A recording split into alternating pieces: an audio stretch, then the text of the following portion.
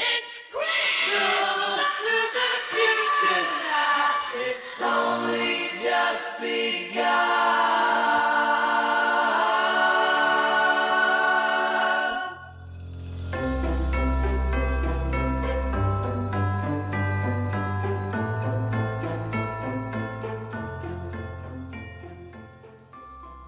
Hi guys, it's Dee, aka Lucifer, Satan.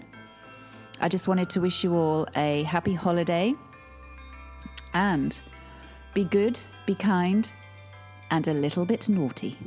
Bye-bye. Hey gang, it's Greg here, Gregory Alexander Sharp, aka Simon the Professor, William Marshall, and various others. It's Christmas, and I'd like to wish you a happy holiday season, no matter what you're up to. I hope you've had a great year listening to Werewolf, the podcast, a serial killer drama, and I look forward to spending 2025 with you with more madness and mayhem to come. Merry Christmas. Hi guys, it's Yvonne here. I play Sally Foxglove. What's my bartender's name? Fliss. Fliss the bartender. Hoping you guys have a very Merry Christmas and a Happy New Year. Hi, this is Will. I'm here to wish you a Merry Holidays. Apparently, I had no, enthusiasm in the last recording I did, so hopefully this recording will have enough. Have a very merry break, holiday, Christmassy thing, and hopefully you'll stick with us in, what year is it next? 2025. 2025, yes, and I love you all. Bye. Bye. You've not put yours on. Oh. Ooh, I thought I got to say goodbye too. All right, sorry.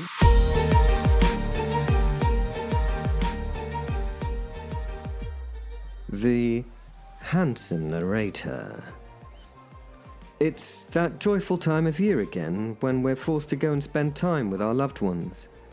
It's the holiday season. But in my humble opinion, this is no holiday for anyone who's reasonable. It takes so much effort. What with trees and untangling lights and everything, having to deal with Christmas music for 2 months before it, not buying the right things for friends and family, and having to buy my brother Colin's horrid child something when I would like him to spend an hour with Krampus. I bought him a small drum kit. That'll teach Colin. LOL. Small victories. You see, damn it, we've all spent a year working hard for too little money so that we can pay for presents we can't really afford for people we tend not to like that much. Or is that just me? Probably just me. Well, it is just me. Some people actually like this time of year, especially my Auntie Nellie. Well, she will. Enjoy it, that is. Until she opens her present from me. I bought her a beard and moustache grooming kit this year. She better be grateful for it, 'cause she bloody needs it. I don't mean that, to be honest. I'm no humbug. Please don't be upset. It's the most wonderful time of the year. People unwrap their booty. And I mean that in the sense of them getting pirate's treasure, you know, not unwrapping in the most modern sense of the word, a booty. Although sometimes that could be seen as a pleasurable thing to unwrap, I'm sure. If they're under the tree, things are looking up. Is it warm in here? Or is it just me? This week, we step away from the Battle of the Behemoths to spend some time with one of our new little characters. When I say new characters, and when I say little, both of these things are very correct. The character is the frothing fairy Foxglove, who has only been in one episode so far, We loved her so much that we thought we'd bring her to a little more life today. And she is little. Little wonder. She is a little wonder. Happy holidays from all of us here. Remember, everything said in these episodes is probably in jest or for horrific fun, so, you know. The scene is set. We spotlight a bar. This is no ordinary bar, of course. This is the bar for those who don't fit in. No, it's not like a biker bar or something alternative like that. It's not a single goth in here or some niche lifestyle choice. It's an alternative venue, but not the human type of alternative venue. No. This is the alternative's alternative venue. You have to be an alternative to a human to be here at all. We've spoken before about this bar and its somewhat specialist clientele. This bar is situated in the town of Phaeton. It's on a separate plane, built by the mighty Djinn, Bosworth. He retired from genieing or ginning or whatever. I don't know how you say it. Make-A-Wish work? I don't know. But I think he's moved on, and he runs this place now just for fun. You know, shits and giggles. Fairy Foxglove has been at the big fight in the local town hall. There wasn't a town hall earlier, but as in all things that happen in this strange place, the fact that it wasn't there before doesn't seem to bother the folk who frequent the place. It's normal for them not to have normal things happen. Isn't supernatural life a wonder? It's as though it's makey-uppy and fiction. Bizarre, eh? The spotlight focuses on the tiny lady sitting on the bar's edge, swinging her legs. Because she's so tiny, the spotlight has to go even closer. The teeny tiny fairy is green. Well, she had to be. And her hair was pure purple. Not a dyed purple, but all natural. A natural purple. And a deep purple. Yeah, I'm getting to it. The purple of the flower that she's named after. Her body is that of a young female human. Very shapely. And stuff. She's naked. But let's leave that right there, shall we? And she looks like she does a lot of healthy exercise. I don't know if she does, but she kind of looks like she does. On her back are a pair of beautiful butterfly wings. If you know your Lepidoptera, you'll be able to identify the brand of butterfly they belong to. I mean, I'm no Ernest Wainwright, so I can't. Let's just say they're beautiful and constantly vibrate, just in a little flittery, fluttery kind of a way. In her left hand is the stem of a glass.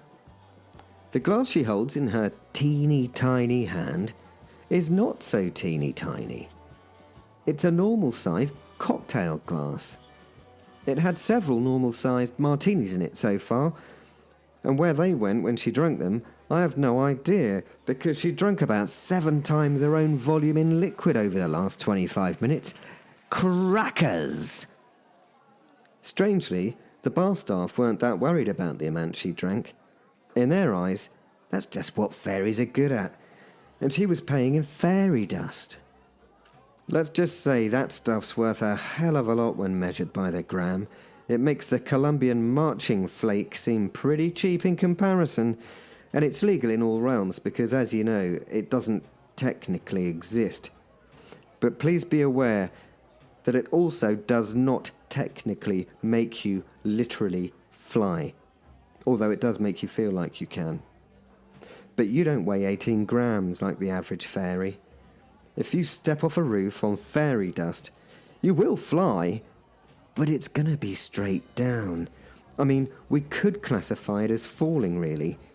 You'll fly straight down, and you'll stop very fucking suddenly indeed. Little fairy Foxglove is sad angry, and I think that's the best way to describe what she's feeling. Yes, sad angry. That's definitely it. We've all been there, I think, and if you haven't, then that could be a good thing, I suppose. Mostly, being sad angry is not a positive thing in this life. You know what, Fliss? She had a drunken slur to her speech as she addressed the beautiful elven bar individual who was listening to her. Fliss realised she was as much a therapist to the local population of freaky creatures as she was a bartender. Fliss gave no answer.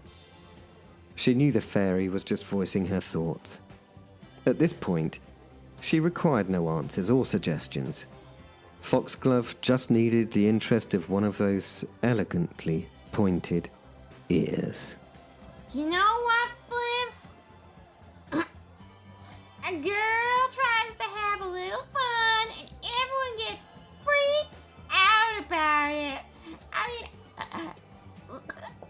I've been around for, She tried to count on her fingers, but soon realised that through the drunken haze she'd created herself, she had too many fingers to count.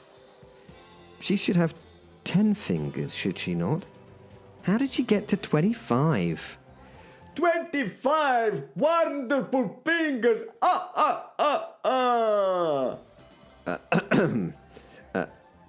Anyways, about a lot of time. Like, you're centuries, man. she continued. The petite fée turned to look at the elf.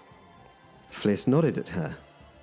Fliss was good at this, and she had a number of different nods that gave various reactions as they were required. Can you imagine how boring it is to be a flower fairy? I flit through the woodland, and that's it. I mean, that is it. Just that. A lot of flittering around here, there, everywhere. I mean, what even is flitting? You tried to describe flitting. Flitting is pure poo. No, I can say it. I can swear there are no... She held her hands and framed the following few words with finger-made speech marks.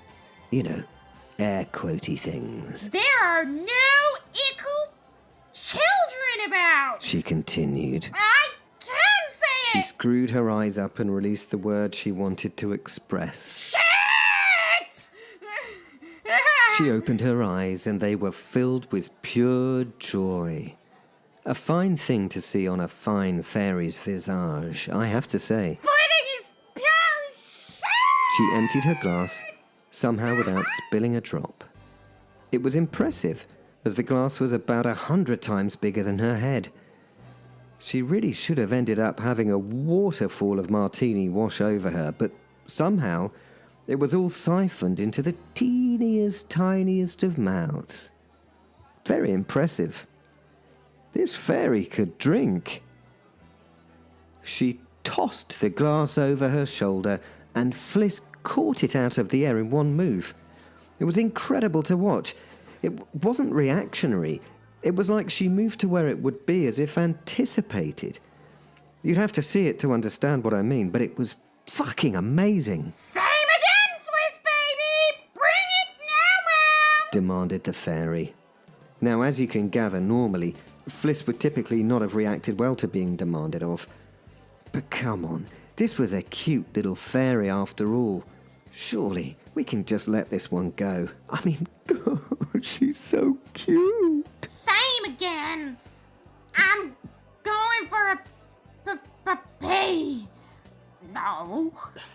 No, I'm not going for I'm going for piss. The little fairy flitted off, bouncing off random parts of the bar and random beasts that were in those parts of the bar, giggling like a drunk. Well, a drunk fairy, in this case. The big, hairy, scary beasts got out of the way or tried to ignore her. You don't want any trouble from a fairy. Especially Foxglove, actually. Foxgloves are poisonous, and they can stop your heart, or hearts, depending on how many of them that you've got. The problem with the flittering fairies is a kind of the same thing that you get with little dogs, like Jack Russells. You spoon what should be a big, huge wolf's personality into a being that's just tiny. And it can be explosive. Obviously, that's going to produce drawbacks in some cases. The small body is under a considerable amount of pressure to let that squished up personality out. As she finally slipped through the keyhole to the loo, there was a lot of commotion on the other side of the door. There was much banging and bashing around before Slothgut Throatripper, the chief of the Minotaur tribe, the Sludgehammers, came bursting through the door. And when I say he came bursting through the door, he came out at about head height and flew 4 or 5 feet before hitting the floor and sliding on his face another few feet to where he stopped his forward momentum by his head gently butting the bar.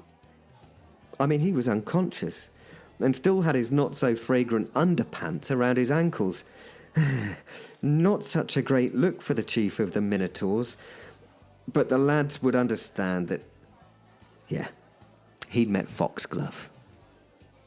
The other denizens of the bar watched him slide to a halt before returning to their beers and other liquids contained within their myriad of drinking vessels. Fliss ignored the whole incident, knowing that the door to the toilets was blessed with a 5-stag force field, so that would be okay. You can't damage that. The door to the bar went ding as a number of people entered. There was no bell. The door actually said ding. I mean, it's magic, innit? The local denizens went quiet as the strangers were thoroughly stared at to determine whether they were friends, foes, or in some cases, bar snacks. It was Will, the professor, and Satan entering excitedly together. Well, it is Christmas, so I can make up a little side story if I want. Let's all be honest. You knew that karaoke was going to happen again at some point, didn't you? Come on! The three of them wandered to the bar, stepping over Slothgut's prone figure on the floor. Simon, always the gentleman, stepped over the gurgling behemoth and offered his hand to Lucifer to give her a steadying step. She gave him that look. You know the one. You know that look. And dismissed his offer as she stood on the bull-like heap in front of her before continuing to the bar. Slothgut Throatripper gurgled once more, but this time it had a hint of pleasure in it. The three were chatting about what had happened during the game show and the subsequent night of wrestling at the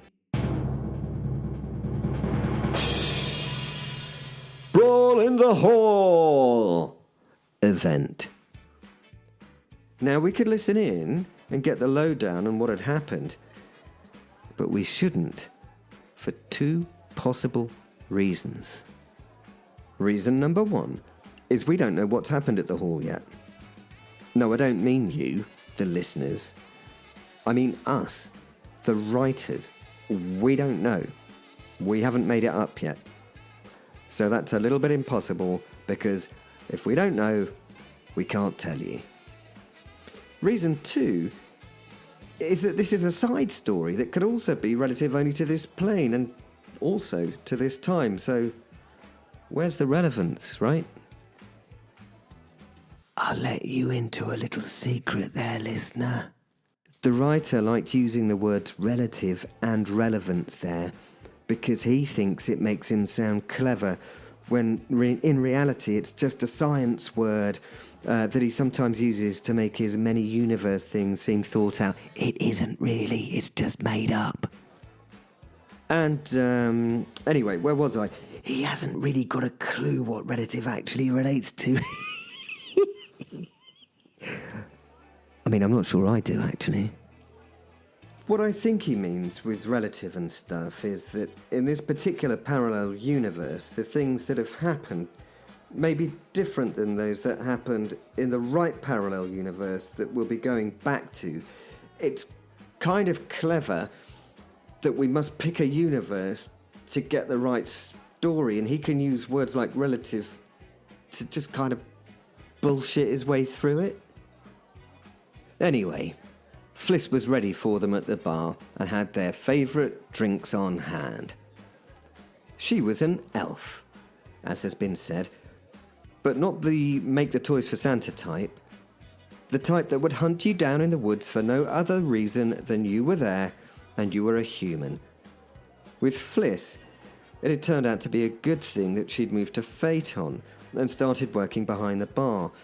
This is especially a good thing for the local population of humans that live near a certain forest in Nottingham. She's a very good shot with a bow, you know. "Evening, Fliss," said Simon, as he leaned across the bar and gave the elf woman a kiss. A proper kiss, too. One of them ones that you give people you do rude things with. You know the type I mean. When they get proper in there, the spit flies and the tongues do flicky things and stuff. You know the sort. When Auntie Gladys and Uncle Ken get a bit drunk at Christmas and make out on the sofa like teenagers and you're only 9 and it disturbs you for the rest of your life when they just say, "Oh, it's okay, we're under the fucking mistletoe, you little shit." What do you mean that never happened to you? Just me? Jeepers creep, probably for the best.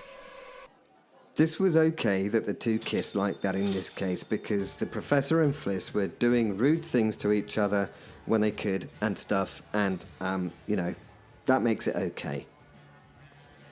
Satan took a bar stool next to the bar, and after Fliss had finished kissing and welcoming Simon, she leant across the bar and did the very same welcome to Lucifer. Whew. I can only assume that they've been doing something as well. Well, it's kind of unexpected. Simon looked on and smiled like the man of the world he was, all sort of gracious. Will and Fen, on the other hand, stood there and watched this with some forethought. Will was obviously considering what kind of welcome he was going to be given by the beautiful elf. It turned out he wasn't going to be given any welcome. He just had a glass pushed towards him by the elf's hand and a sort of a smile. He was a bit disappointed with this, but hey, that's what life's all about. You know, abject rejection. "How are things tonight, Fliss?" Simon asked the beautiful bar steward. No, you heard that wrong. Bar steward. The steward of the bar. For feck's sake. It's been very quiet. You know how it is around this time of year for our folk. She told him. Most of us are doing the December things.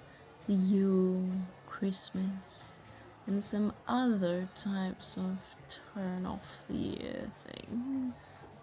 Simon nodded at this information. Fairy Foxglove finally came flitting back to the bar. Will looked a bit nervous. She'd been rather overzealous with certain attention at the game show, and he had to admit that the itsy-bitsy teeny-weeny... no, not yellow polka dot bikini, but fairy, made him feel uncomfortable. Not frightened, you understand, just kind of awkwardly, uncomfortable, right? The fairy floated over to them, hovering before the group so that she could address them at their eye level. So, what you guys up to tonight? She asked them while really addressing Will. Simon and the devils smiled at this and made eye contact. It was a knowing look, a look of shared mirth. And how are you doing? she directed at Will, Joey Tribbiani style, or Friends. Yeah, even fairies have watched Friends. The smirking prof and Lucy turned to look at Will to see how he was going to react. It was always fun watching an extreme, literal alpha male squirm. It was even more fun that the being he squirmed before was just a few inches tall and, in essence, a young woman. Neither of these should have caused any response except for hunger for one, such as a werewolf. Testing, 1, 2, 3, 1, 2. Well, ladies and others, it's that time of the night, that time of the year. Christmas, karaoke, Buble and Maria are unleashed back on the world. So roll up and give us your best. Ozzy was again behind the decks, ready to start the night. Simon, being a decent being and a kind-hearted chap to all sorts of beings, saw that Will was fading.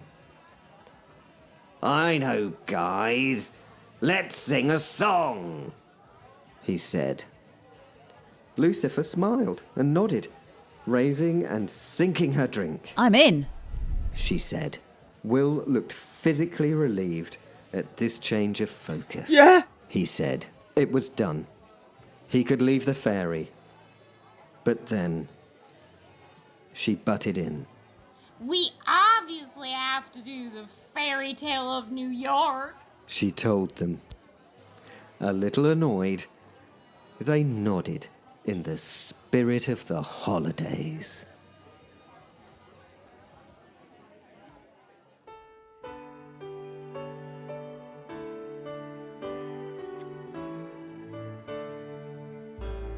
It was Christmas Eve, babe, in fairy Phaeton. A monstrous shape said to me, you ain't gonna see another one. But he'd got it wrong. Those were his final words.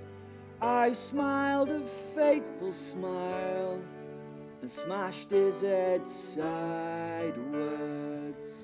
Got on a lucky one, beat fate 7-1. I've got the feeling this year is mine, you see. So happy Christmas. I love you, lunatics. You will all be mine. I dream about you.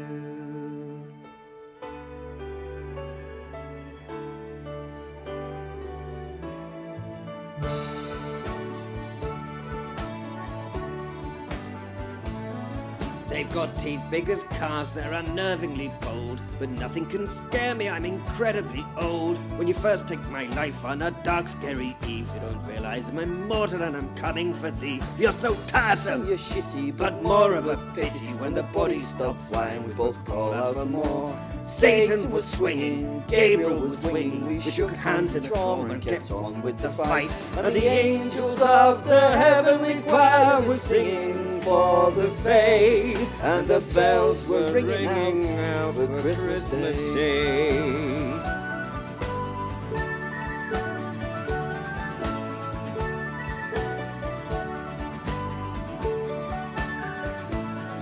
You're a monster. You're a liar. You should die in a fire. You know that I can't, that I cannot be dead. You horror, you loser. You human abuser. This ain't over my I arse. pray God it's our last. And the angels of the heavenly choir were singing for the faith, and the bells were ringing out for Christmas Day.